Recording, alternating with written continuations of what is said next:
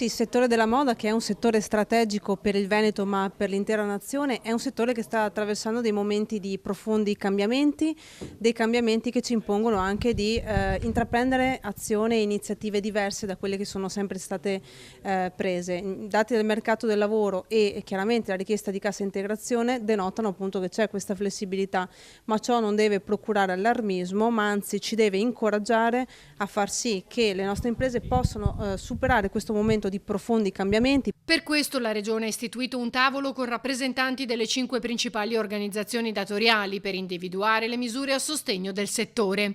Il tavolo Veneto della Moda, presentato in occasione della giornata dedicata al Made in Italy, è un'iniziativa unica in Italia.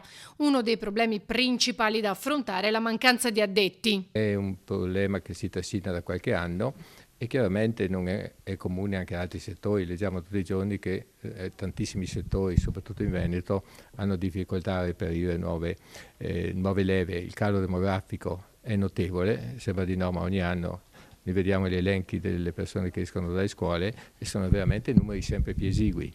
Bottoli è sottolineato come il Veneto vanti una filiera della moda molto articolata, leader nella lavorazione di pelle, calzature e accessori, 7.600 unità locali nella distribuzione, un fatturato manifatturiero di circa 18 miliardi di euro, generando oltre 9 miliardi di euro di export e impiegando 100.000 addetti. Bisogna che l'economia mondiale riprenda con una velocità, se non come quella ante-Covid, ma quantomeno decorosa. Situazioni geopolitiche, saturazione del mercato e Cina sono tre fattori che si spera trovino lo sbocco quanto prima per rilanciare il settore.